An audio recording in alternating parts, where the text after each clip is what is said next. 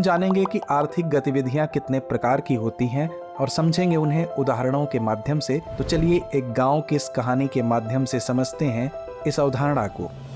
क्या आपको मालूम है कि हमारे दिन भर में होने वाली क्रियाओं को भूगोल की दृष्टि से 4 मुख्य श्रेणियों में बांटा जाता है, जैसे प्राथमिक, द्वितीयक, तृतीयक और चतुर्थक गतिविधियां। इन सभी को सम्मिलित रूप से आर्थिक गतिविधियां नाम दिया गया है। अगर इसे एक परिभाषा के रूप में जानें तो आर्थिक गतिविधियां वे कार्यकलाप हैं जिनके माध्यम से किसी समाज या देश की आर्थिक व्यवस्था संचालित होती है।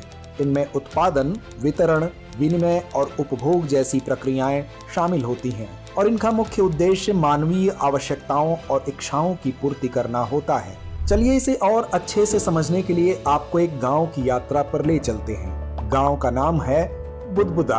गांव के बाहर एक बड़े खेत में किसान रमेश रोज सुबह जल्दी उठकर अपनी फसलों की देखभाल करता है। रमेश गेहूं, धान और सब्जियों की खेती करता है। उसकी मेहनत से खेत हरे भरे रहते हैं और जब फसल पक जाती है तो गांव के लोग मिलकर उसे काटते हैं। रमेश की खेती प्राथमिक आर्थिक गतिविधियों का एक उत्कृष्ट उदाहरण है, जिसमें प्राकृतिक संसाधनों का सीधा उपयोग होता है। चलिए इसे एक और उदाहरण से समझते हैं। उसी गांव के पास एक झील है जहां जोसेफ मछुआरा अपनी नाव लेकर मछलियां पकड़ने जाता है। हर सुबह जोसेफ अपनी जाल और कड़ी मेहनत के साथ झील में मछलियां पकड़ता है और उन्हें बाजार में बेचता है।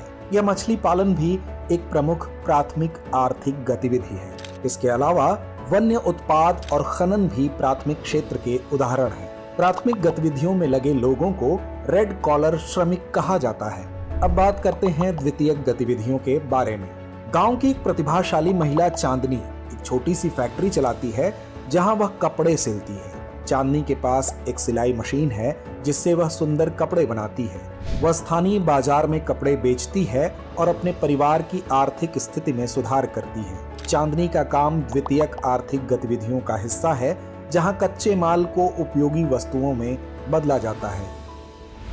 वहीं पास में रहने वाले मोहन के पास एक ईंट भट्ठा है जहां वह मिट्टी से ईंटें बनाता है।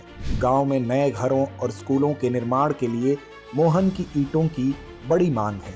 यह निर्माण कार्य भी द्वितीयक गतिविधियों में आता है, जहां निर्माण सामग्री का उत्पादन होता है। द्वितीयक गतिविधियों में लगे लोगों को ब्लू कॉलर श्रमिक कहा जाता है। आइए अब जानते हैं तृतीयक गतिविधियों के बारे में। गांव के बीचों बीच एक छोटी सी दुकान चलाने वाली सीमा गांव वालों के लिए रोजमर्रा की जरूरत की चीजें बेचती है। उसकी दुकान में खाद्य पदार्थ, कपड़े, दवाइयां और अन्य घरेलू वस्तुएं मिलती हैं। सीमा का व्यापार तृतीयक आर्थिक गतिविधियों का हिस्सा है, जहां सेवाएं प्रदान की जाती हैं। पास में ही रहता है अजय, जो गांव का सबसे विश्वसनीय परिवहन सेवा प्रदाता है। उसकी बैलगाड़ी और ट्रैक्टर से गांव के लोग अपने माल और फसल को बाजार तक पहुंचाते हैं। यह परिवहन सेवा भी तृतीयक गतिविधियों में आती है, जहां वस्तुओं और सेवाओं का स्थानांतरण होता है। आखिर में जानते हैं चतुर्थक गतिविधियों के बारे में। उसी गांव में एक छोटी सी लेकिन महत्वपूर्ण सेवा है राधा की कंप्यूटर केंद्र। यहाँ पर गांव के बच्चे और युवा कंप्यूटर और इंटरनेट की शिक्षा लेते हैं। राधा भी किसानों को नई तकनीकों के बारे में जानकारी देती है और उन्हें अपने कृषि उत्पाद ऑनलाइन बेचने में मदद करती है। यह ज्ञान आधारित सेवा चतुर्थक आर्थिक गतिविधियों का हिस्सा है। आइए इसका एक और उदाहरण देखते हैं। डॉक्टर शर्मा गांव के एकमात्र डॉक्टर हैं। उनकी क्लिनिक में लोग स्वास्थ्य समस्याओं के लिए आते हैं और वे नियमित स्वास्थ्य चेकअप करते हैं। डॉक्टर शर्मा का काम भी चतुर्थक गतिविधियों का हिस्सा है, जहां अनुसंधान और ज्ञान का उपयोग होता है।